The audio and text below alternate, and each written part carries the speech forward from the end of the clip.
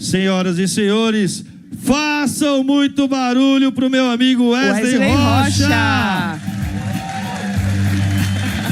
Obrigada a você.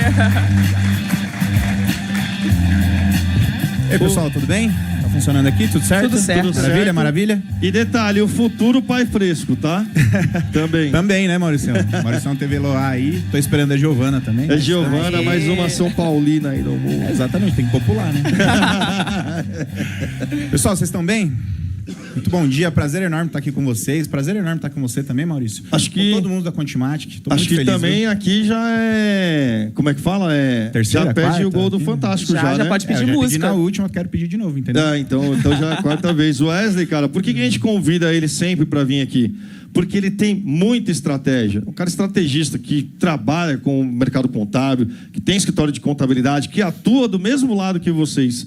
Então, que vocês peguem papel, caneta, anotem as dúvidas, porque no final a gente tem 20 minutos de perguntas e respostas. Isso aí. Deixa ele, consome tudo, porque esse cara aqui dá muito dinheiro, ó.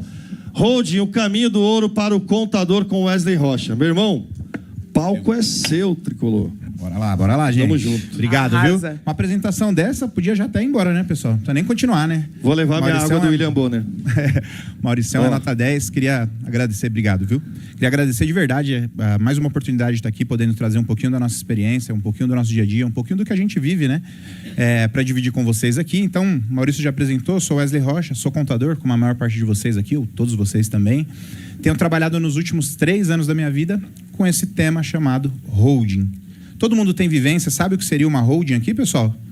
A maioria acho que sim, né? Quem não sabe o que é holding, nunca ouviu falar. Tem alguém? Levanta a mão se tiver. Não fica com vergonha, não tem problema. Tá bom, então alguém já ouviu falar em algum momento da vida sobre isso. Então minha intenção é passar para vocês aqui o que a gente tem feito dentro desse tema aqui e talvez instigar vocês para também trabalharem com esse tema. Uma vez que, toda vez que a gente trabalha ou olha para os produtos ou serviços que a gente tem dentro da nossa empresa de contabilidade, a gente tem um desafio muito grande, né, pessoal? Que é ticket médio. Então, tenho certeza que muitos de vocês aqui têm passado por um problema de ticket médio, que é o cliente não perceber primeiro o valor no serviço de contabilidade. Vejam, eu não disse que não tem valor, mas o cliente não está percebendo o valor no serviço de contabilidade, sim ou não? Infelizmente, né?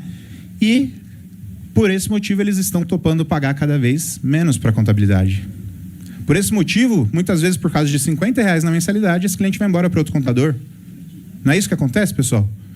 Então, quando eu me peguei refletindo sobre esse tema um tempinho atrás, eu falei, poxa, será que na contabilidade tem algum tipo de serviço que com um cliente ou com pouquíssimos clientes eu conseguia rentabilizar muito bem? E essa resposta demorou para aparecer, não foi tão rápido não, tá, pessoal? Porque, em geral, a gente está acostumado a prestar aquele serviço que é o tradicional, que é fiscal, folha, DP, de vez em quando uma legalização, né? E para esses serviços todos a gente cai nesse limbo do cliente não perceber valor ou querer pagar cada vez menos para isso. Mas em determinado momento da minha carreira, chegamos nesse tema, holding. Como é que eu cheguei nesse tema, pessoal? Quero contar rapidamente essa história para vocês. Estava conversando com outro amigo meu, que é contador e advogado e trabalha com esse tema, até hoje também, uma das pessoas que me inspiraram com isso. E ele me falou, Wesley, acabei de fechar um projeto de holding e eu cobrei 535 mil para estruturar esse projeto de holding. Eu falei, cara, calma aí, 535? Um cliente te pagando isso? Um cliente te pagando isso? Sim. E você quer saber como é que ele pagou, Wesley? À vista. Eu falei, mentira, não pagou não à vista. Cara, ó, vou te mostrar aqui porque você é meu amigo. Mostrou o comprovante do TED que o cliente fez para ele lá e recebeu. Eu falei, cara, acho que eu vou começar a trabalhar com esse troço. Me pareceu ser interessante. E aí, desde então, obviamente, né, eu também sou sócio de uma empresa de educação. Através da educação, já tive um pouco mais de contato com o holding, já tinha entendido a necessidade, primeiro, que o mercado pede sobre esse tema, junto com essa outra questão de um amigo meu que estava trabalhando com isso e me mostrou essa questão. É isso que eu vou focar na minha carreira. Pensem, pessoal, um cliente pagando 535 mil reais. Aí, no cérebro de cada um de vocês aqui, dá para ver. É como se estivesse flutuando os pensamentos aqui. Ele fala, pô, mas não, um cliente, o Wesley está tratando de exceção. Geralmente não é isso que funciona, não é esse ticket que é aplicado aí no mercado. E ó, vou te contar, realmente não é não. Não é comum um cliente de 535 mil reais. Mas você quer saber o ticket médio de serviço de holding que a gente aplica hoje lá? Gira em torno de 60, 80, 100 mil reais. Esse é o normal. Tem clientes que pagam mais e não tem clientes que pagam menos do que, por exemplo, 60 mil reais nos projetos de holding que a gente estrutura hoje. R$60 mil é um bom ticket ou não para um cliente? Quer saber como é que eles pagam isso, pessoal? À vista. Só que não é qualquer cliente. Você não vai mandar estruturar um projeto de holding para o cara que tem, sei lá, uma papelaria na esquina, nada contra, né? Mas só não é o perfil adequado para ter esse serviço. Você não vai oferecer um serviço de holding para o cara que nem patrimônio tem. Você não vai oferecer um serviço de holding para quem tem baixa consciência em relação a isso.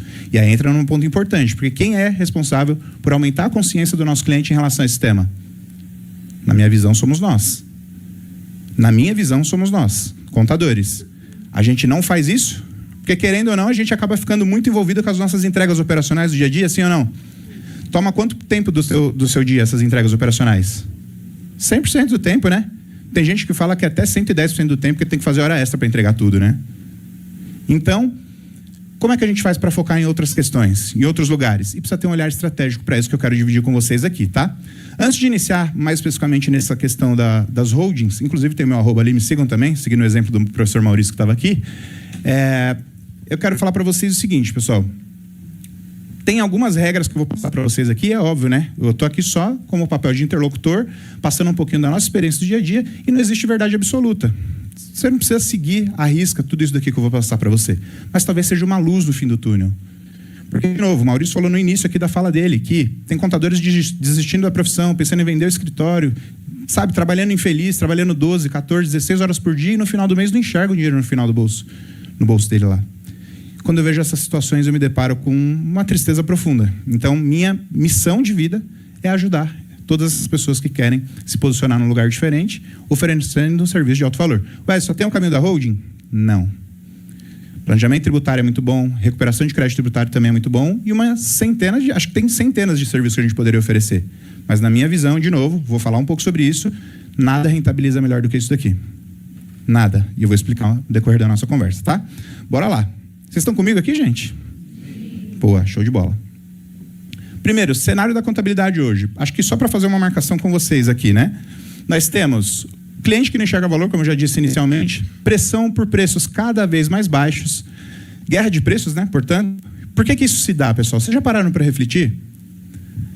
Eu disse um pouquinho para vocês aqui, eu quero voltar naquela minha fala. O cliente está não percebendo o valor mais do serviço de contabilidade, né? Vocês já concordaram com isso? E por que isso acontece, para a gente investigar? Acontece porque a gente acaba oferecendo, vocês como contadores e contadoras, e eu também como contador, a gente acaba oferecendo a mesma coisa para o cliente. O que a gente oferece? Fiscal, folha, DP, aliás, DP, folha está ali, né? E contabilidade, às vezes, e legalização. Não é isso que todo mundo oferece aqui? Todo mundo que está aqui, todo mundo que está lá fora também. Então, se todo mundo oferece a mesma coisa, pensa num cliente. Tem um cliente invisível que está sentado nessa cadeira aqui, ó. Todo mundo oferece a mesma coisa aqui, ele está fazendo uma cotação para trocar de contabilidade. O que esse cliente vai fazer? Inevitavelmente. Quem é que cobra mais barato, sim ou não? Entrega a mesma coisa? Sim. Então, quem é que cobra mais barato? E se tiver algum problema com relação à entrega, cara, é um outro cenário, é um outro problema, né? Um outro ponto que eu queria falar também antes da continuidade é que o tema do evento, a temática do evento é contabilidade consultiva, né? E uma das perguntas que a gente precisa conectar com esse tema de ticket médio é como que a gente se torna mais consultivo? Voltando um passo atrás ainda, se a gente parar para analisar tecnicamente, a língua portuguesa é muito rica, né? E eu gosto muito, sou um estudioso disso. Se a gente falar contabilidade consultiva, eu entendo que isso até é um pleonasmo, pessoal. É se sobressair, porque a contabilidade por si só, ela já deveria ser consultiva. Sim ou não? É. De fato, hoje? Por quê? Muitas obrigações acessórias. A gente acaba trabalhando mais para o governo do que para o próprio cliente. O nosso tempo é limitado, né? E vou dizer mais. Eu conheço contadores que não gostam de atender os seus clientes. Quando o cliente liga, ele fica incomodado. Aí temos um problema estrutural, né? O cara não entendeu qual que é o game. Contabilidade é uma ciência humana, pessoal. Todo mundo aqui está alinhado com isso? Não somos de exatas, né? É uma ciência humana. E se é uma ciência humana, tem que ser relacional ou não? Muito, né? Então, como é que eu não gosto de falar com o cliente? Atender cliente. Se eu tenho um colaborador, por exemplo, que fica incomodado de atender o cliente, pô, faca na caveira, né? Como diria o Bop. Não tem como. Então, trabalhando mais para o governo. Profissão em xeque, né? Eu tomo muito cuidado com esses questionamentos, com esses recortes de Instagram, de TikTok, de coisas que a gente vê por aí. Porque, assim, eu sempre acho que é exagerado e o contexto é limitado quando a gente olha para um recorte desse, né? Obviamente que a profissão não vai acabar. Obviamente que a contabilidade é um excelente negócio, só que a gente precisa fazer alguns ajustes nela para manter esse jogo. Por exemplo, né? Quero passar 2 fatores rápidos aqui com vocês. Primeiro fator é, todo bom negócio... Tá ruim aqui? Vamos lá. Oi, melhorou? Acho que melhorou, né? Todo bom negócio, eu não estou falando só de contabilidade agora, ele vai ter 3 características. 3. Esse negócio precisa ter margem, escala e recorrência. Todo bom negócio atende essas três perspectivas. Agora, vamos olhar para o negócio de contabilidade e comparar com essas 3 questões. Contabilidade tem margem? Tem, gente? Margem? Todo mundo sabe o que é margem aqui? É o que sobra na última linha do balanço ali, tá? Lucro. Contabilidade dá lucro ou não? Tem margem? Quanto de margem média? Vamos dizer? O mercado diz aí para fora que quanto maior a sua empresa, menor é a tua margem deve estar em torno de 25% a 55%, 60%. Teu escritório é menor, é natural que você consiga ter uma margem maior. Teu escritório é maior, você precisa de mais pessoas, mais tecnologia, mais processos, tua margem cai nesse sentido. 25% a 55% está tudo bem. Seja 25%, ou seja 55%, ou seja algo está perto disso, tua margem é ok. Comparado com quem, por exemplo, tem supermercado e a margem dele é 4%, nada mal, né? Show. Contabilidade tem por natureza recorrência. Eu não vou nem perguntar porque seria redundante, né? Não gosto de ser redundante, tá, gente? Mas se a gente presta um serviço que é recorrente, é óbvio que a gente vai receber recorrentemente disso também. Margem, escala e recorrência. E dá para escalar sendo contador? O que é escala? Dá para atender 10 clientes? Dá para atender 100 clientes? Dá para atender 1.000 clientes como a gente tem na Sevilha? Zé Roberto está aqui, que é um dos sócios da Sevilha Contabilidade também. Dá para atender 1.000 clientes? Dá para atender 10.000 clientes? Hoje no nosso país, eu não sei se vocês sabem, mas a maior contabilidade atende cerca de 70.000 clientes. Tem gente que dá até tremelique quando fala o nome dela, né? Atende a que preço, a que custo, né? Tem várias questões aí para a gente falar. Então, a contabilidade é um bom negócio, tá? A contabilidade não vai morrer. Esquecem essas narrativas que vocês veem aí fora falar. A contabilidade só morreria um dia se morressem as empresas. E as empresas só morreriam se morressem todas as pessoas do mundo. Não vai acontecer isso daí, tá, gente? Outro ponto importante. Uma tríade, né? Que é bastante importante também em todos os negócios. Na minha visão, todo negócio deveria focar em 3 grandes etapas, né? Que elas têm ramificações e aberturas bem importantes também. Então, a primeira etapa é, eu devo ter como empresário uma habilidade para atrair clientes. O que é a atração de clientes? A gente pode falar sobre processos de marketing, a gente pode falar sobre processo de indicação, que nem necessariamente é um marketing ali raiz mesmo, mas eu devo saber atrair clientes, sim ou não? Quantos de vocês focam muito tempo em atração de clientes? A atração pode ser produção de conteúdo, por exemplo, pode ser uma ação que você faça no Facebook, no Instagram, TikTok, ou sei lá onde você está fazendo. Mas eu só estou falando de atração, ainda não converti esse cliente. Então eu tenho que ser bom em atração de clientes. Eu tenho que ser bom em vendas, porque não adianta nada eu atrair e não saber vender. Aí tem contador que fala assim para mim, Wesley, não, mas se você colocar para mim aqui 10 reuniões na semana, eu converto 8 reuniões. Eu falo, é você e qualquer um daqui, ó. Faz isso. A contabilidade é um serviço essencial. Toda empresa precisa. Depende muito do quanto você vai cobrar, você consegue fechar com essa quantidade de clientes. Então, não se sinta especial demais por fechar com 8. O problema é, você não consegue ajustar essa demanda. Você tem 10 reuniões por semana de vendas para trazer novos clientes? Geralmente não, né? Porque o primeiro pilar de atração não está bem adequado. Preciso saber atrair, preciso saber vender. E vender nem é tão complicado assim na contabilidade, visto que o nosso serviço é um serviço essencial. E eu preciso, pessoal, saber reter cliente, né? Retenção de cliente nem é uma palavra tão boa, porque traz um peso, né? Preciso reter, preciso segurar, esse cara não pode ir embora. Não é muito esse o contexto, não. Mas eu preciso saber reter cliente. Como é que eu retenho? Com uma boa entrega, sim ou não? Dando uma boa experiência para o cliente, sim ou não? Em contabilidade, como é que isso se dá? Com atendimento um pouco mais humanizado, próximo, acabei de falar. É uma ciência humana, portanto relacional, e não tem como fugir disso. Então, ter um bom produto, uma boa entrega e um bom aproximamento com o cliente, você vai fazer esse processo de retenção. Em geral, o que a gente para pensar como empresário de contabilidade? A gente não dá foco nisso. A gente não dá foco tanto em atração, a gente dá menos foco ainda em vender, porque se eu não atraio, vou vender para quem, né? Eu fico lá sobre aquele vento, aquela maré de indicação que você não controla. E aí eu vou focar muito na retenção, que é, tá bom, peguei cliente, não posso perder cliente. Só que para não perder cliente, o que eu faço geralmente? O cliente está lá com dificuldade no faturamento, como o Maurício estava falando aqui, e, sei lá, ele te paga R$500 por mês, cliente pequeno. E ele fala, tô com um orçamento de outras 2 empresas de contabilidade, uma me cobrou 300 e uma me cobrou 180, para fazer a mesma coisa que você faz aí. E aí? Aí, se você tem pouco cliente e as suas velas não estão ajustadas ali para atração e vendas, o que você faz? Você fala, cara, talvez eu não consiga chegar nos 300 nem nos 180. Eu consigo diminuir um pouquinho o honorário aí para você ficar aqui com a gente. Quem nunca, né? Quem nunca fez isso? Porque perder cliente dói, né, gente? Perder cliente dói, não é fácil. Mas eu gosto de ajustar isso na demanda. Então, o primeiro passo é, obviamente que ninguém aqui gosta de perder cliente, eu também não. Mas se tiver que perder e a minha demanda estiver ajustada, o que é a demanda ajustada? Está entrando 10 clientes esse mês e saiu um, tá tudo bem. No final das contas tem 9 a mais ali. O problema é que eu não consigo de novo ajustar atração com vendas. Aí a gente tem um problema estrutural no nosso negócio. Tá? Além disso, é óbvio, a gente pode crescer a nossa empresa vendendo para a nossa carteira de clientes ou adquirindo clientes daí de fora, né, do mercado que está sangrento. Desse oceano sangrento, aí vamos dizer assim. Tá fácil captar cliente? Tá fácil, gente? Me ajudem aqui. Difícil, né? Por que tá difícil, será? Por conta de todo esse contexto que eu estou trazendo aqui do mercado de contabilidade. Especialmente pelo fato do cliente não enxergar valor no serviço de contabilidade, que é um serviço essencial. Por isso que não é tão simples assim. Mas tem saída, tem caminhos para isso, que nem é muito foco do que eu vou trazer aqui hoje para vocês. O foco é, eu posso aumentar minha carteira de clientes vendendo para fora, que é esse mar sangrento, ou eu posso aumentar minha receita vendendo produtos e serviços para minha carteira de clientes. Não importa quantos clientes vocês tenham, cabe vender algum produto para esses clientes lá. E não é qualquer produto também não, a qualquer custo, tá? Eu vou falar um pouquinho mais disso um pouquinho mais para frente aqui.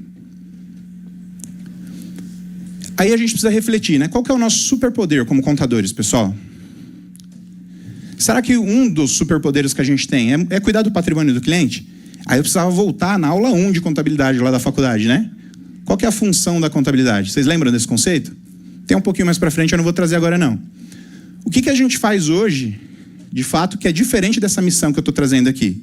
Será que a gente atende burocracia, obrigações acessórias e etc e tal? E será que isso não ofusca a nossa missão principal? Muito, né? Infelizmente. Tem saída também, tá? A gente tem aí caminhos, né, possíveis. Então, o primeiro é a síndrome da Gabriela, que é se vitimizar. E falar, mas o cliente não vê mais valor em mim, não quer me pagar, eu sou sempre o último boleto. Se ele tiver lá se o barquinho dele balançar lá, eu que fico sem receber. Essa é a síndrome da Gabriela. Eu nasci assim, eu vivi assim e eu morri assim, né?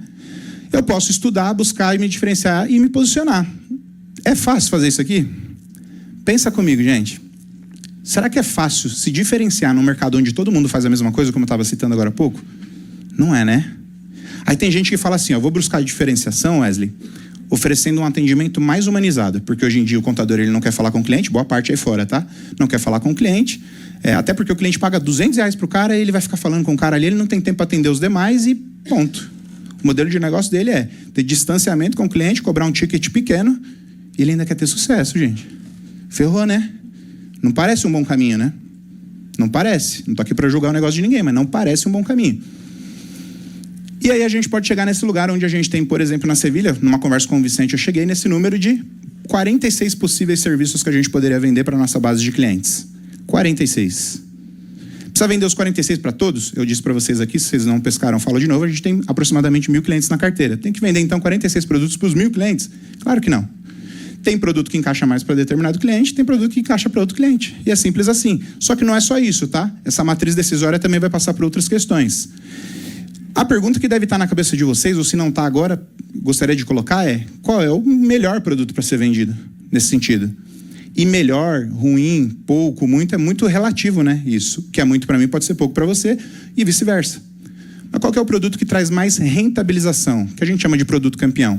O que é rentabilização? A gente precisa olhar para uma matriz, eu vou mostrar para vocês daqui a pouquinho ali, onde eu vou analisar tudo que eu faço e qual esforço que isso me gera. E, opa, contabilidade, gera muito esforço ou não? Tem que trabalhar muito ou não, gente, para entregar o que a gente faz? Sempre, né? Se você estiver na frente do contador que fala, estou trabalhando pouco e estou ganhando muito, você fala, esse cara está fazendo alguma coisa de errado, né? É esse pensamento mesmo. Porque a gente sabe, dá muito trabalho para fazer tudo que a gente precisa fazer. Ainda que o cliente não perceba o valor, a gente sabe que o trabalho sempre vai ser muito grande. Agora, refletem comigo aqui de novo. Se eu sei que na matriz o esforço sempre vai ser alto, o que é que me traz mais resultado? Dentro de uma perspectiva que o esforço é sempre alto. Contabilidade está nesse lugar? Vamos lá. A gente vai falar um pouco disso mais para frente. A contabilidade tradicional gera muito esforço, sim ou não? Gera muito resultado, na opinião de vocês? Mais ou menos, né? Mais ou menos. Bem desafiador da gente conseguir isso. E o fato é que a gente chegou... Foi. A gente chegou em holding. Você vê que fala de holding, até desliga o microfone, né? Não pode, pô. Ô, técnica. Holding é o serviço que a gente olha e tem muito esforço, sim. Não é pílula mágica, não é uma coisinha bobinha, não é fácil, mas gera muito resultado. Mas muito resultado. Muito resultado. Você não precisa trabalhar com holding. Tem um monte de advogado aí fora que, inclusive, se posicionou primeiro nesse serviço, sim ou não? Na minha visão, eles foram inteligentes de se posicionar primeiro nisso. Quem que é o melhor profissional para atender holding? Na minha visão, o contador. Então, eles se apropriaram desse serviço e não tem nada de errado. Agora, a gente pode também se apropriar desse serviço, né? E ampliar a nossa atuação aqui como contadores também, tá? Para quem tem dúvida, quais são os 46 serviços, Wesley, que você tem? Essa é a hora de pegar o celularzinho, tirar uma foto, ou se você não quiser fazer isso, você pode pegar lá no slide quando chegar para você. Os 46 produtos segregados ali por área, né? Que a gente trabalha aqui. Em algum lugar aí tá holding também, tá? Não vou saber exatamente qual que é. Mas, óbvio, você vai olhar para isso, vai comparar com a tua carteira de cliente, o teu perfil ideal de cliente e ver o que você vai vender, considerando esforço versus resultado. Anotaram a placa aí? Boa. Pode passar? Ainda não? Show de bola. Então, tenho 46 possibilidades. Deve ter muito mais, tá, gente? Aqui vocês estão olhando numa perspectiva que eu, conversando com o Vicente, numa conversa informal, não paramos para falar sobre isso, identificamos esses serviços todos. Vou passar aqui, depois o material vai para vocês, tá bom? Pra gente dar sequência aqui, senão o tempo a gente acaba perdendo. E aí a gente vai chegar nessa pergunta, né? Ué, mas holding, para quem conhece o tema, vai falar, putz, mas não é coisa de advogado isso daí? Por que o contador deve se posicionar nisso daí? Na minha visão, eu já tinha adiantado isso, mas holding para mim é coisa, né? A gente fala coisa, né? É coisa de contador. Sabe por quê? A gente fala basicamente sobre uma tríade em holding, né? Que é proteção do patrimônio, um pouquinho relativo, pode ser advogado, pode ser contador. A gente fala sobre sucessão familiar, um pouquinho relativo, mais do advogado até do que do contador esse tema, mas a gente fala de planejamento tributário dentro da holding. E aí, é coisa de advogado isso? Não, né? Show. Vamos falar bastante sobre isso aqui, tá? Fiquem tranquilos. Por que holding eu percebo que é um caminho de ouro, tá? Tickets elevados, alto esforço com alto resultado. Acho que já ficou claro isso, eu vou até passar um pouco mais rápido sobre esse slide, tá bom? Margens altas, sem guerra de preço, diferenciação. Quantos de vocês aqui são altamente experts em holding? Se a gente falar sobre estruturas internacionais, vocês dominam? Quantos de vocês aqui? Levantem a mão, por favor. Ninguém? Eu tô com a mão levantada. Ô, Zé. Boa, Zé. Percebam a diferenciação que isso traz para vocês, pessoal? Agora imagine que a gente está falando com o mercado de contabilidade inteiro. Se eu tivesse feito essa pergunta, pouquíssimas pessoas teriam levantado a mão. Pouquíssimas pessoas teriam levantado a mão. Agora se eu pergunto, quem é que faz fiscal, folha e contábil? Pô, é o básico, né? É o arroz com feijão da contabilidade. E a gente pode escolher ser esse mal necessário, aceitar essa coisa que o mercado prega pra gente, ou se tornar um estrategista patrimonial, que para mim é a função principal de todo contador, tá? Vou trazer contexto ali. Aqui eu trouxe aquela matriz que eu falei sobre esforço e resultado, né? Quando a gente vai empreender, vai se aventurar aí no empreendedorismo, na minha visão a gente deveria olhar para essa questão, né? Que é, o que me gera alto esforço, mas também me premia com alto resultado? O que? A gente deve se perguntar todos os dias. Dentre aqueles 46 produtos, o que estaria nessa matriz? Trazendo alto esforço com alto resultado? O que, gente? Tem que trazer esse cenário, tá? A gente tem que refletir e pensar. Contabilidade, para mim, está mais ou menos aqui, tá? Nessa matriz. Traz um alto esforço, mas não traz um alto resultado. Vocês pegaram aí, não? Traz um alto esforço, mas não traz um alto resultado. Ah, Wesley, mas tem um monte de contador que está rico aí. Sim, você está olhando para a exceção. A grande maioria fatura muito pouco e tem menos de 100 clientes, inclusive. Tem dados aí dos grandes órgãos que tratam sobre esse ponto. Então, a contabilidade fica naquele lugar.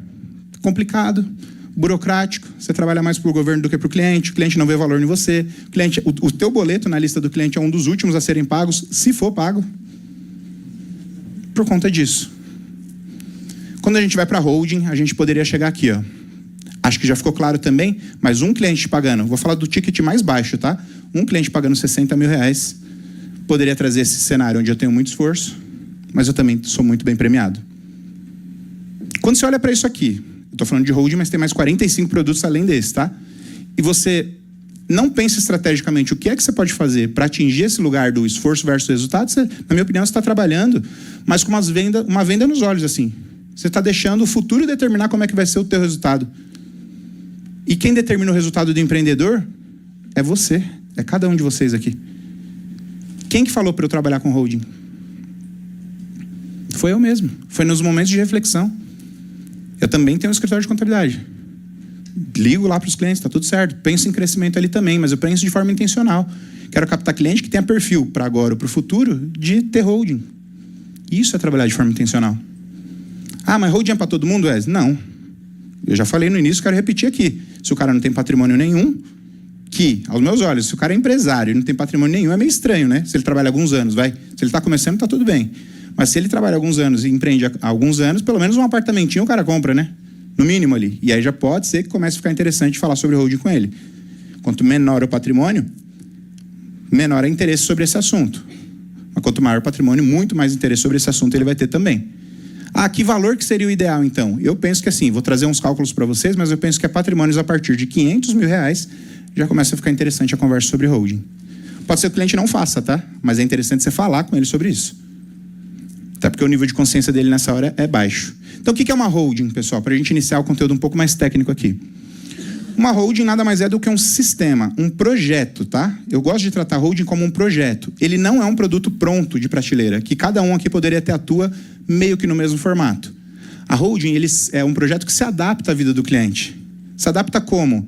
Ele vai perceber qual é o teu patrimônio. Então, você tem empresas, você tem investimentos, você tem veículos, embarcações, você tem joias, você tem filhos, não tem filhos, você é casado, você se separou, está no segundo casamento. Tudo isso vai se encaixando no projeto de holding. E o holding acaba resolvendo 3 problemas. Eu vou colocar, acho que está no próximo slide ali. Primeiro, falar sobre os tipos, né? Então, a gente tem a holding societária que, por si só, cuida de outras empresas. A função da holding societária é cuidar de outras empresas. Ser dona de outras empresas e outros negócios.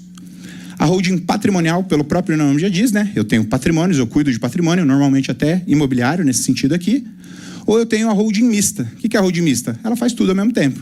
Ela cuida de patrimônio, ela cuida de empresas, ela pode ter até uma atividade operacional também. Não é a função priori ali de uma holding, mas ela pode ter uma atividade operacional. Não é recomendado, inclusive, tá?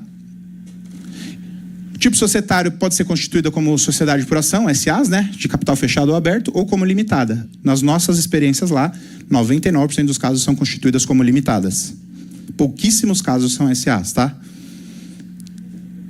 E o tipo societário não altera a sua característica e nem compromete a sua finalidade, tá? Então, não importa se ela é SA ou se ela é limitada, a função dela está ilibada ali, ó. Não mexe nisso. Principais motivos para se constituir uma holding, que aí são temas que a gente precisa chamar o empresário para conversar. Se o cara tem patrimônio, será que ele está preocupado em proteger o patrimônio dele? Sim, né? Se ele tem empresa, ou se ele tem empresas, será que ele está preocupado em planejamento tributário dessas empresas? Pagar menos imposto dentro da regra, dentro da lei? Sim, né, também. Se ele tem empresas, isso daqui ele não está preocupado de organização da governança, mas deveria estar. Não está, a gente vai elevando o nível de consciência ao longo do tempo. E se ele tem patrimônio, pessoal, você acha que ele está preocupado com a sucessão do patrimônio dele, quando ele não estiver mais aqui? Normalmente não está. E aí que está engraçado, né? Como é que funciona o negócio em geral? É assim, ó. O empresário vai começando a empreender. Quando dá certo o empreendimento, ele vai ganhando dinheiro com aquele empreendimento. O que ele faz com esse dinheiro? Ele distribui de lucros, né? E o que ele faz com esse lucro? Ele compra uma casa, ele compra um apartamento, ele compra uma fazenda, ele compra um sítio, ele compra carros, ele investe em ações e mais uma série de outras coisas que ele faz. O dinheiro é dele, ele faz o que ele quiser, certo? Só que olha a questão. Ele faz tudo isso embaixo do CPF. Sim ou não, gente? Só que esse CPF aqui e esses CPFs aí tem uma característica em comum. Quem sabe qual é? Oi? Todos nós vamos morrer um dia, né? E quando a gente vai morrer, espero que todo mundo aqui demore muito, inclusive eu,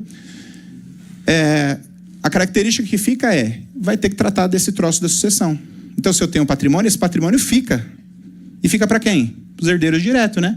Para quem é casado, para a esposa, para quem tem filho, esposa e filhos. Certo? Beleza. Como é que isso se dá na prática? Através de um negócio chamado inventário no Brasil. Só vamos falar de Brasil por enquanto. Não sei se vocês sabem ou não, o processo de inventário ele é chato, caro, demorado, num momento sensível da vida da pessoa, porque o fulano acabou de morrer, e leva, pessoal, leva esse número para casa, leva de 20% a 40% do patrimônio do indivíduo. Então, eu tenho um patrimônio de 10 milhões de reais, tenho imóveis, tenho veículos, tenho empresas, tudo isso está avaliado hoje a 10 milhões de reais. Meu inventário vai custar de 2 milhões a 4 milhões. 2 milhões a 4 milhões. Eu tenho um patrimônio menor, Wesley. Meu patrimônio é cerca de 1 milhão de reais. Tá bom, teu inventário vai custar de 200 mil a 400 mil. Dá para afirmar isso. Como que isso se dá? Com o que você vai pagar para advogado, primeiro é o maior custo, com o que você vai pagar com taxas de cartório, com o que você vai pagar de imposto, tem o tal de TCMD, né? Vou falar um pouquinho sobre ele também, de 20% a 40% do patrimônio. É caro ou barato, gente? Caríssimo, né? Quem detém patrimônio não quer que fique 50% do patrimônio só para os filhos, ele quer que fique 100%, sim ou não? 100%. Como é que faz isso, então? Eu vou esperar morrer para o governo determinar o que tem que acontecer com o meu patrimônio e o governo decide pró ele, né? Vamos dizer assim. Ele não decide pró contribuinte. Então eu crio uma estrutura de holding para atender todos esses aspectos aqui. 100% dos casos, Wesley? Não. Tem vezes que a gente olha para um projeto de holding mais simples, onde a gente só está olhando para planejamento tributário. Quer um exemplo? Eu tenho um cliente que tem diversos imóveis, alguns deles são alugados, eu pago aluguel na pessoa física, tabela do imposto de renda, 27,5%, posso jogar para uma holding hoje, antes da reforma tributária, pago 11,33% e tenho uma efetividade aqui. Acompanhar a linha de raciocínio? É bom ou não ter uma holding sobre esse aspecto? É bom. É bom. Eu pago menos imposto, então, se eu tiver uma estrutura de holding. Ah, mas quanto custa para abrir uma holding? Quanto custa para fazer uma manutenção de uma holding ali com o contador? São outros assuntos que precisam ser calculados para essa questão de fazer sentido na cabeça do cliente, tá? Mas, em geral, sempre que a gente pode, a gente enviesa o olhar do cliente para que ele olhe para tudo isso aqui, ainda que ele só venha querendo planejamento tributário. Sabe por que o cliente vem querendo só planejamento tributário? Vocês sabem? Porque ele só conhece planejamento tributário. Você não falou com ele em nenhum momento da tua vida sobre proteção desse patrimônio. Você não falou com ele em nenhum momento da vida sobre como é que faz para trabalhar a questão da sucessão e fugir do inventário. Então ele veio envezado só com o que ele conhece. Simples assim. Exemplos claros para vocês aí. Nós tivemos o Silvio Santos, por exemplo, faleceu em 2024. O patrimônio dele na época era 3,9 bilhões, hoje mais de 6 bi, tá? E você olha para isso e fala, pô, como é que o Silvio Santos, que tinha um patrimônio bilionário, não passou por um processo de inventário? E a minha tia, que tinha só uma casa que valia 200 mil, teve que inventariar. Ué, que incongruência é essa, né? Na legislação brasileira. Será que esse cara era inteligente, gente? Talvez um dos maiores do nosso Brasil aqui, né? Se tivesse tido inventário, o ITCMD desse processo de inventário seria 156 milhões de reais. Na regra, como está hoje, né? Porque vai aumentar. Obviamente não houve, que ele cuidou disso em vida. Chico Anísio, por exemplo, faleceu em 2012, tinha um patrimônio aproximado de 40 milhões, e ele deixou um testamento, que é a ferramenta que os empresários brasileiros até conhecem um pouquinho, né? Eles pensam que o testamento vai acabar resolvendo. No caso dele em específico, o ITCMD era de 3,2 milhões, que ainda não está resolvido, no Rio de Janeiro. Podem pesquisar aí que vocês vão ver. Chico Anísio não conheceu esse tema de holding, ou conheceu e não deu a devida importância também, né? A gente não pode julgar aqui. Agora só fazer Não, eu vou fazer mais para frente. É fazer um anexo aqui, mas vou fazer mais para frente. Pega o Gugu, por exemplo, patrimônio de 1 bilhão, faleceu em 2019, e TCMD dele, 40 milhões de reais. Também não foi resolvido, parece que agora eles entraram num acordo, e aqui teve um elemento a mais ainda. Mãe e filho, né? A esposa do Gugu e o filho brigaram na justiça por 2 anos para ver quem que ia tomar conta desse patrimônio. Quanto é que custa uma briga dessa na família? Entre mãe e filho, ficar sem se falar. Quanto custa? Porra, dava para ter resolvido com uma holding isso. O Gugu resolvido, tá? Enquanto estava vivo. Aqui eu quero simular com vocês um processo de inventário para um indivíduo que tem um patrimônio de 1 milhão de reais, tá? 1 milhão de reais é o patrimônio, o custo histórico, 2 milhões é o valor de mercado desse patrimônio hoje. Só de TCMD, se esse fulano viesse a falecer, ele pagaria hoje 4%, Estado de São Paulo. A maior parte dos estados aí fora cobram 8%, não sei se vocês sabem, tá? E com a reforma tributária vai aumentar de 8% a 16%. É isso que está previsto lá no texto. Mas falando de hoje, 4% de TCMD. Honorário de advogado, eu coloquei 10%. Tem quem cobre 6%, o advogado iniciante, tem quem cobre 30%, o advogado com mais experiência nesse ponto. Cartório, certidões e registros, vocês estão vendo ali, né? 20 mil, 4 mil, 12.500. Mais o ganho de capital reconhecendo aquele ganho lá, de 1 bilhão para 2 milhões, 466 mil. Ou 23% do patrimônio. Estão percebendo? Aí você falou, Wesley, mas você falou que é de 20% a 40%. Como é que essa conta se dá, então, pessoal? Primeiro, né? Vamos pegar um ponto anterior aqui.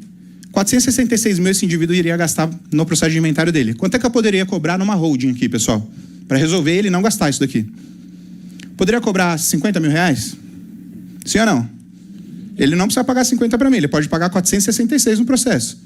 Posso cobrar 50 mil? Tá bem pago ou não?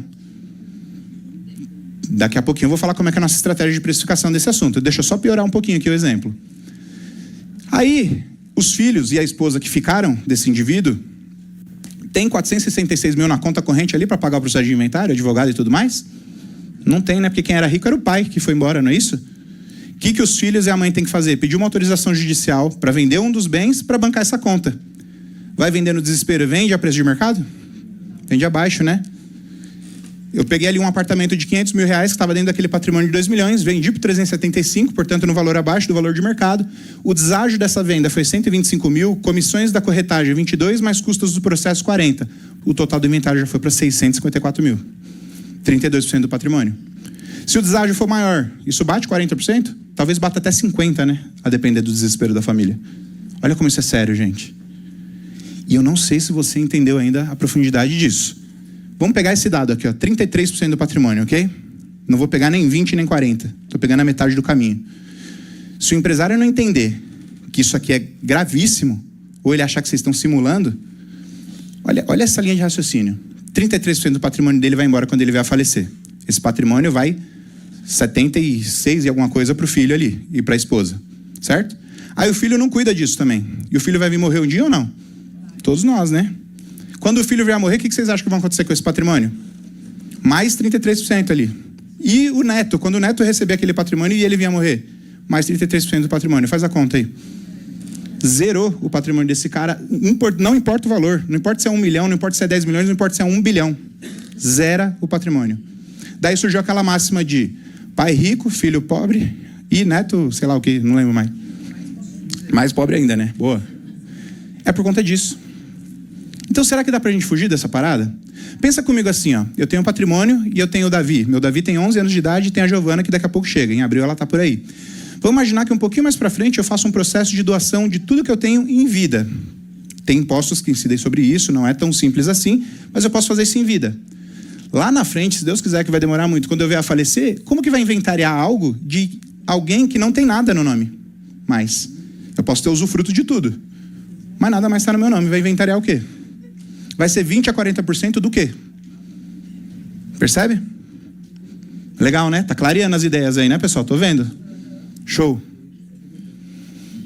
Aí a gente chega nos modelos de holding, tá?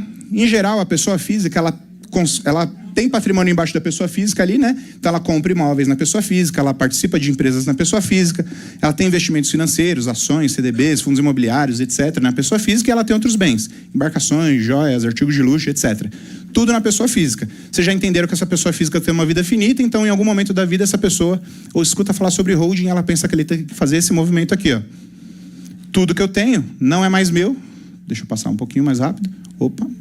Vai passar para dentro da holding. Acho que acabou não passando ali, né? Tá. Então eu tenho a pessoa física, aí eu crio uma holding e aí eu não sou dono de mais nada. Quem é dono é a holding. Eu passo tudo para dentro da holding. A holding é dona dos imóveis, a holding é dona das empresas que eu tenho, a holding é dona dos investimentos e a holding é dona desses outros bens. Nesse sentido, a gente tem uma holding mista. Mistura tudo, tá? Perceberam aí, né? Cuido de empresas, cuido de imóveis, cuido de investimentos, cuido de tudo. E posso até ter uma atividade operacional, como eu citei. Não é um modelo que a gente recomenda, embora não é um modelo errado.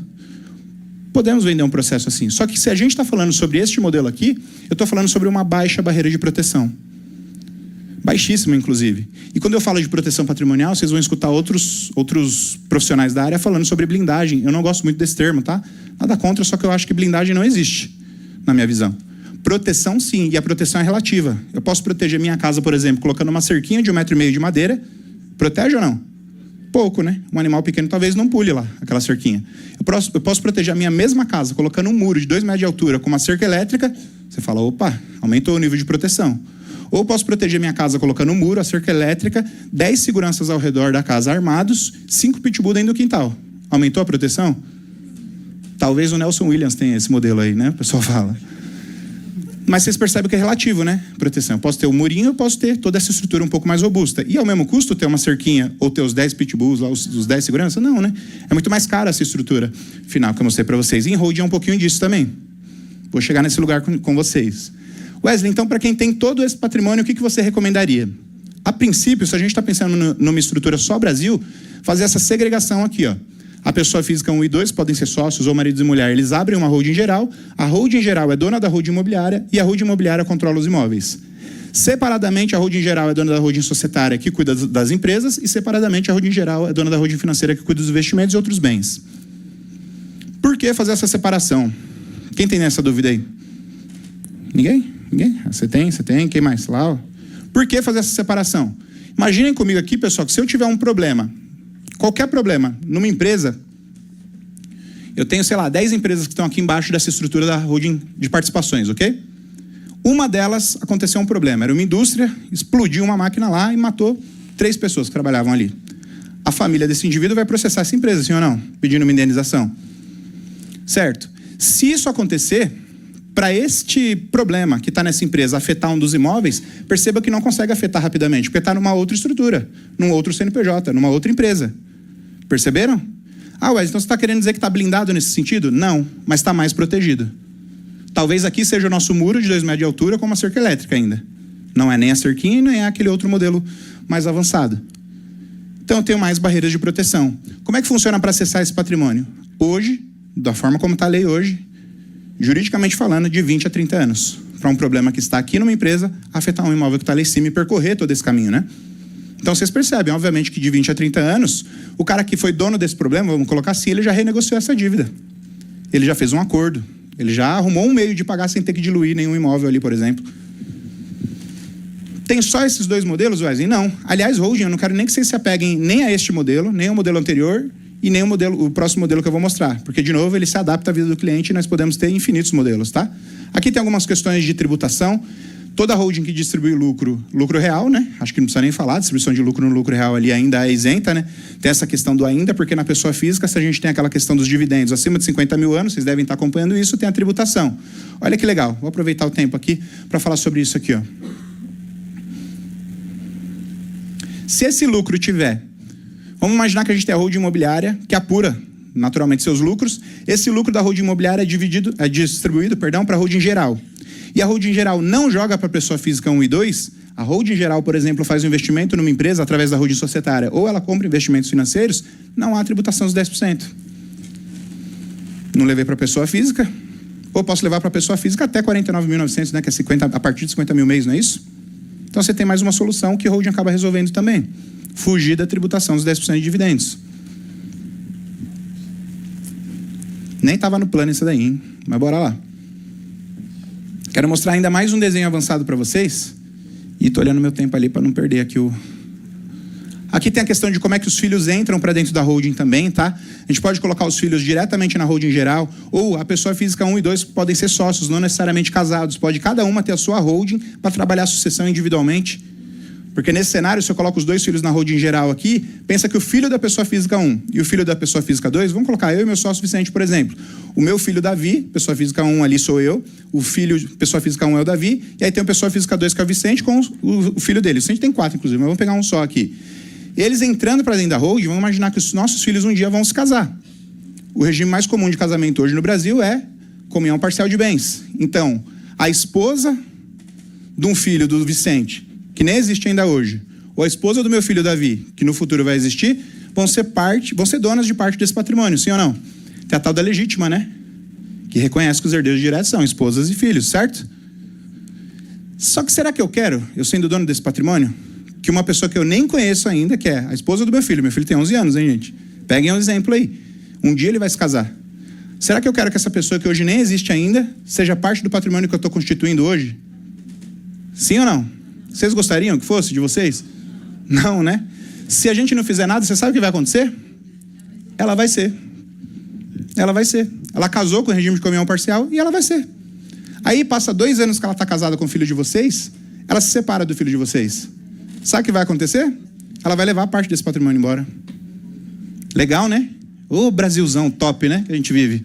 Então precisa cuidar disso. E tem mecanismo dentro da holding para que a gente faça com que essa comunicação com terceiros não seja afetada. Tem ferramenta para isso. Tem ferramenta que eu posso travar e falar, não, ela não vai ter direito nenhum sobre o meu patrimônio, independente do regime de casamento dela. Independente. Eu quero mostrar mais um desenho avançado para vocês ainda, que é este daqui, né? Então pensem assim, ó, da holding geral para frente, é exatamente o desenho anterior. O que mudou nesse cenário? Quem é sócio da holding geral aqui não é a pessoa física 1 e 2 que estão no Brasil. Aliás, tudo que está em azul aqui está no Brasil, tá? Quem é sócio dessa holding geral é uma offshore. É uma empresa que está fora do Brasil. Geralmente num paraíso considerado paraíso fiscal. Nem gosto de usar muito esse termo, mas é essa a nomenclatura mais adequada hoje. E, por ser um paraíso fiscal, este país que está ali fora, especialmente se ele for um país de direito anglo-saxão, ele não tem obrigações e não manda informações para o Brasil. Aí você fala, meu patrimônio está protegido. Aí talvez seja o muro, a cerca elétrica, os seguranças e os cachorros lá. Com esse modelo aqui. E é claro que é mais caro, né? É claro que é mais caro. Aqui ainda tem mais um elemento, tá? Vamos desenhar cenários de clientes que a gente já passaram lá por nós. A gente estava atendendo um cliente que tem 52 imóveis. Eu peguei esse projeto e já estava pensando num processo de offshore. Meu tempo tá no limite ali, né? Nesse processo de offshore com esse cliente, eu pensei, pô, o cara que tem 52 imóveis, imagina o ITCMD da doação que esse cara vai fazer em vida ou depois que ele morrer. É alto ou é baixo? Altíssimo, né? Já entendemos que hoje é 4%, com a reforma vai de 8% a 16%. Então vai ser alto agora, vai ser mais alto ainda depois. Todo mundo acompanhando aí o raciocínio. E esse cliente, inclusive, veio já de um orçamento com um advogado que tinha oferecido um processo de holding para ele, que era aquele modelo da holding mista. Baixíssimo nível de proteção, tudo aqui dentro do Brasil. Falei, cara, para você o melhor modelo é esse aqui, ó. O ticket aproximado para ele ter uma estrutura como essa, para esse cliente em específico, inclusive o patrimônio dele estava na casa dos... Não sei se era 8 milhões de reais, alguma coisa assim. Sei que eram 50... Não, era mais. Eram, acho que 40 milhões de reais nesse cliente. Para ele, esse projeto ia sair por volta de 400 mil reais. Tendo uma offshore, fora do país, mais 4 holdings aqui, ó, vocês acompanham a estrutura, tá? 4 holdings no Brasil, que controla tudo que ele tem. 400 mil reais. Esse cliente ainda não fechou o contrato, inclusive. Tá? Em vias de fechar. Por que para ele é melhor? Se a gente parar para pensar só em relação ao ITCMD, Imposto sobre Transmissão de Doação Causa-Mortes lá, né? Só o ITCMD desses 52 imóveis que a gente levantou daria 3,3 milhões de reais. 400 mil numa holding, tá caro ou tá barato? 3,3 milhões de reais. Ele pode não fazer. Quando ele morrer, você acha que vai acontecer o quê? Inventário. Inventário leva quanto? De 20% a 40%. Você escolhe, meu amigo. Aliás, a minha vela já está ajustada na demanda, né? Se você não fechar comigo, não tem problema. Tem outros clientes que estão com proposta na mesa. Tá tudo certo, a pressão não está comigo. Esse cliente está lá analisando essa proposta. Obviamente que fazer um investimento de 400 mil reais não é tão simples assim. Mas vocês verem, né? Quando eu utilizo uma ferramenta para fazer a precificação de holding, quando eu fiz o primeiro orçamento para ele, tinha ficado 900 mil. Aí eu mandei pro Vicente, inclusive, né? O Vicente é um dos caras que eu aprendo muito, assim, né? O Vicente falou, Wesley, acho que você deu uma exagerada aqui, hein? Dá uma baixada aí. Falei, cara, eu precifico pelo ROI.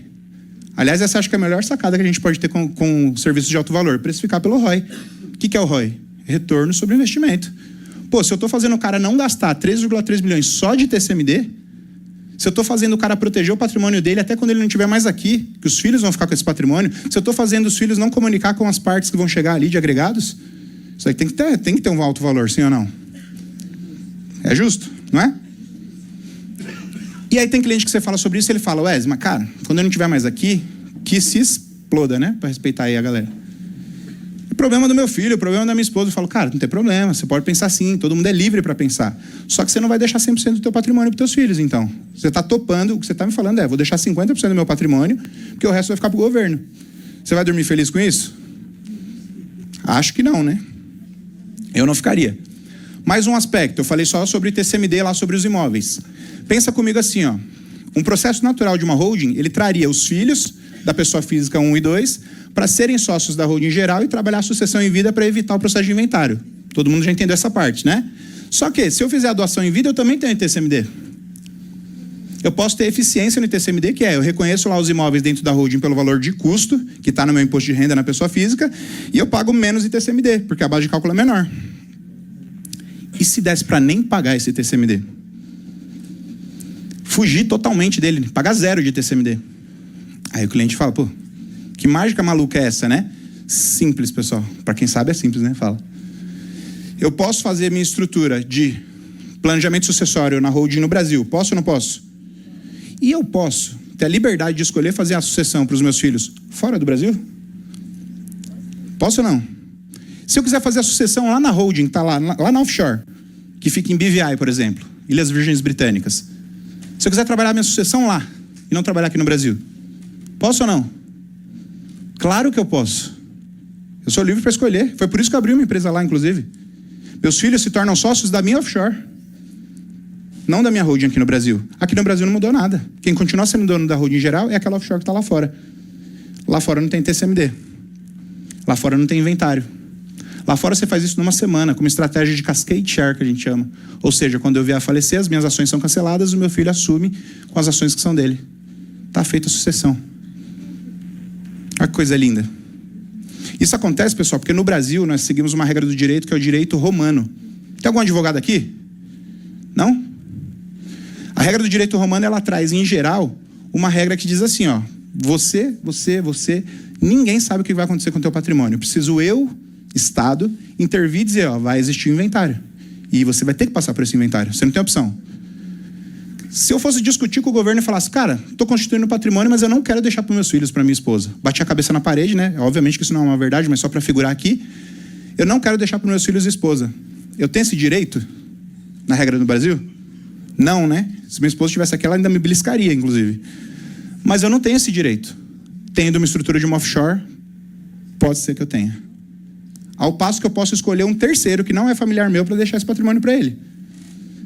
Quando a gente fala disso, uma vez eu estava fazendo uma palestra para contadores e ele estava do lado da esposa assim, né? A esposa primeiro deu uma cutucadinha nele assim, ó, você não vai fazer isso não, né? Primeira coisa foi essa. E a segunda questão é que nesse cenário, a gente acaba resolvendo problemas que no Brasil você não consegue resolver. Exemplo, acontece na vida aí das pessoas aí fora, né, pessoal? A gente já atendeu clientes, por exemplo, que me falam, Wesley, sou casado, eu tenho um patrimônio, eu tenho minhas empresas, tenho meus bens, tenho os imóveis. Cara, estou muito bem, tenho meus filhos ali, só que em determinado momento da vida deu uma escorregada e fiz um filho fora do casamento. E para piorar, minha esposa não sabe. Né? Ferrou. Essa parte que é filho, que está lá fora, tem direito sobre o patrimônio dele ou não no Brasil? Obviamente que tem. Se eu criar uma estrutura como essa lá fora, não. Aí eu fugi da regra do Brasil. Por que funciona offshore? Porque eu fujo da regra do Brasil. As leis do Brasil não podem afligir outros países, né? Especialmente se for um paraíso fiscal. Por que você acha que o nome é paraíso fiscal? É legal falar sobre esse assunto, né, pessoal? Eu adoro. É muito gostoso. Não? É legal se não estiver do lado do marido, né? Da esposa, do marido, é legal. Já pensou em descobrir um filho, né? Mas trabalhar a questão da sucessão numa offshore, por exemplo, ou numa holding internacional, me traz diversos níveis de liberdade. Por exemplo, eu posso escolher deixar meu patrimônio para qualquer pessoa. O patrimônio é meu.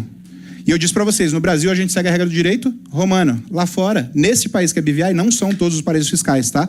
Aliás, a maioria segue a regra do direito romano, que é a supremacia no mundo todo. Mas em BVI, por exemplo, eles seguem a regra do direito anglo-saxão. A regra do direito anglo-saxão, a premissa deles é: quem sou eu, Estado, para determinar o que a Amanda vai fazer com o patrimônio dela? Ou qualquer um de vocês. Vocês que se viram com esse problema aí. Quer deixar para o mendigo na rua? É teu desejo? É teu. Legal, né? Quando a gente para olhar isso e amplia a nossa visão também, né, pessoal? Porque a gente foge da regra do Brasil, né? E aí tem aquele conceito inicial que eu trouxe para vocês. Contabilidade é a ciência que estuda, interpreta e registra os fenômenos que afetam o quê? Patrimônio. Aula 1 de contabilidade, sim ou não, gente? Esse conceito é aula 1 de contabilidade, é ou não? Cara, por que a gente se confunde tanto e deixa essa coisa meio embaçada no decorrer da nossa vida fazer da gente esquecer disso daqui? Ah, Wesley, porque o dia a dia é corrido, a gente tem que trabalhar, tem que entregar as obrigações acessórias, cada hora o governo inventa uma coisa, é isso, né, gente? Mas se são fenômenos que afetam o patrimônio das entidades, por que a gente não se posiciona, pessoal? Como isso daqui, ó. Não somos cumpridores de obrigações e funcionários do governo, muito menos um mal necessário. Somos guardiões de patrimônios e construtores de legados. É isso que eu acho que todo contador e contadora deveria ser. Muito obrigado. Boa. Maurição, tem um tempinho de perguntas e respostas aí? Aí, me sigam nas redes sociais aí, pessoal. Vamos trocar umas ideias lá, tá? Primeiro, faz muito barulho pro meu amigo Wesley Rocha, ei!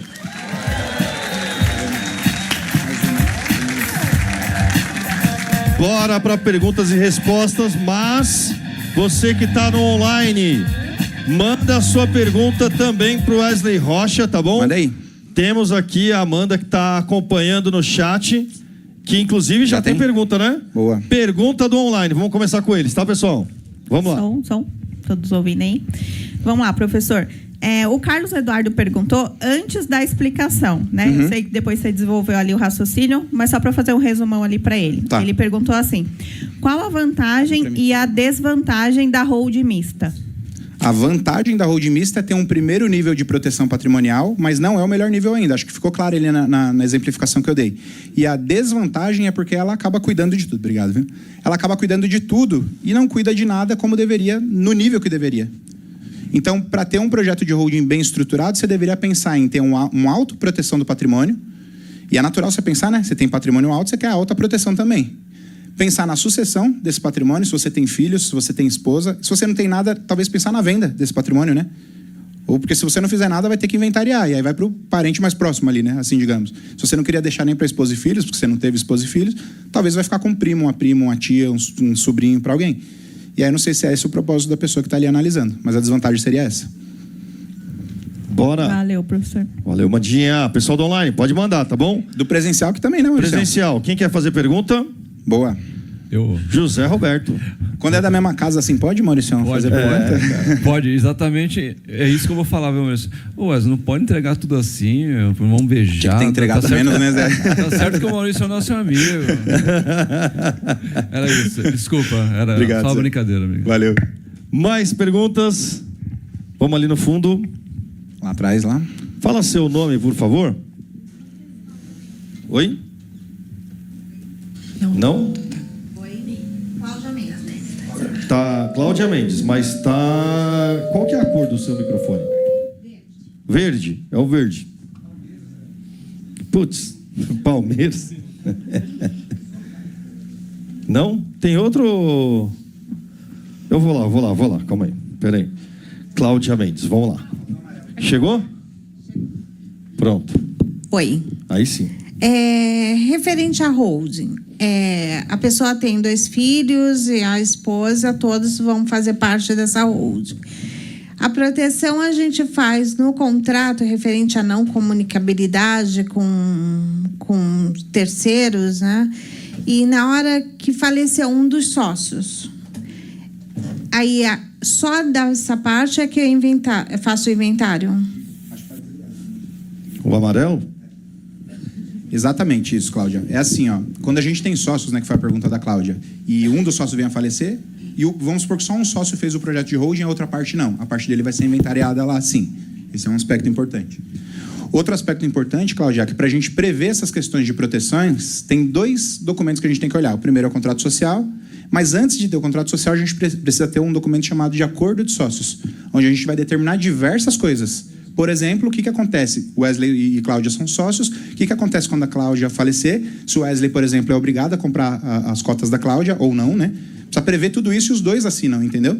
Antes, né, Cláudia? Porque se a gente não faz isso, é para o processo natural, que é inventariar. E é a última coisa que deveria ser feita, por conta dos 20% a 40% que eu trouxe ali para você. Então, o caminho comum é fazer uma entrevista com o cliente, que a gente chama de anamnese patrimonial. Depois da anamnese, preparamos o acordo de sócios, né? Que é um documento que vai apartado do contrato social, tá? Não é o contrato social. Aliás, o contrato social é muito limitado nesse sentido. Depois a gente vai para as aberturas de empresa e aí sim o contrato social. Com esse combo de documentos ali, você acaba prevendo várias coisas. Só um outro ponto, Cláudia. Aí a gente tem as cláusulas de incomunicabilidade, que você citou, isso é no contrato social que a gente coloca para que esse patrimônio não comunique com terceiros, agregados da família ali que eu citei. Tem a empenhorabilidade, para se você tiver algum problema, esse patrimônio não poder ser vendido. E tem a inalienabilidade, né? Não ser vendido. E empenhorável também. E tem a cláusula de reversão, Cláudia, que são essas 4, né? O combo ali que a gente sempre coloca, que é: eu tenho filhos. O processo natural é pela vida, né? Eu vou falecer primeiro que meu filho. Mas, se meu filho falecer primeiro que eu, bate na madeira 50 mil vezes aí, esse patrimônio precisa retornar para o detentor dele. Porque senão ele acaba comunicando com terceiros de novo. Então, essas cláusulas acabam protegendo todo esse cenário. Vai lá. Mais uma tem que fazer um Pix, né, Maurício? Aí, cara, pelo amor de Deus, né? Se tem uma empresa, eu posso transformar? Se Não já é, tem uma empresa. Não é recomendado transformar uma empresa que já tem uma atividade numa holding por conta da atividade operacional. O que acontece? Se você tem uma atividade operacional, tem risco. Por menor que ele seja, existe um risco. Eu dei um exemplo ali, né? Que tem uma indústria, que tem fábricas, essa fábrica pode explodir. Aí você fala, ué, você está sendo muito catastrófico. Mas pode acontecer. Ah, eu tenho uma empresa que é prestação de serviço. Sei lá, um funcionário teu pode morrer lá no chão da empresa e eles acharem que foi culpa da empresa, pode processar e o juiz pode dar a causa para a família ainda, inclusive. Então tem risco. Se eu já tenho uma empresa que está aberta, tem risco. O ideal é que eu faça essa separação, societária inclusive, para a holding ficar só com a função dela, que é cuidar do patrimônio e não ter uma atividade operacional. Mas se você fizer, a junta comercial vai registrar vai fazer ali. Inclusive, tem advogado que oferece esse modelo de holding mais simplificado, cobrando muito bem. Eu não recomendo, tá? E aí é sempre muito sobre o custo e o benefício, né? Que o cara vai poder investir ali. Tecnicamente, a resposta é essa. Agora, na prática, para que transformar? Você cobra para abrir outra, entendeu? Isso. Né? E tem que cobrar Entendeu? bem, inclusive. O cobrar bem está muito atrelado a todo o planejamento que a gente faz, pessoal. Quando eu citei, né, pegar essa pergunta da Cláudia, que é muito importante para a gente falar sobre isso.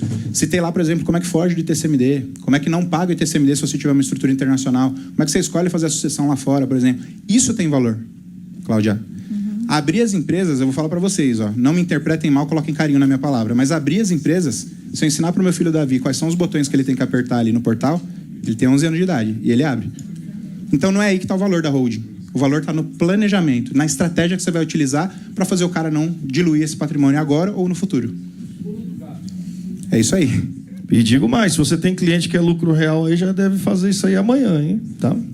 Cliente que tem patrimônio, Hashtag fica pessoal, a dica. pensa assim, o cara que tem patrimônio na pessoa física, daqui a pouquinho tá virando ano, a gente vai fazer imposto de renda, né? É. Momento muito oportuno para ver quem tem patrimônio.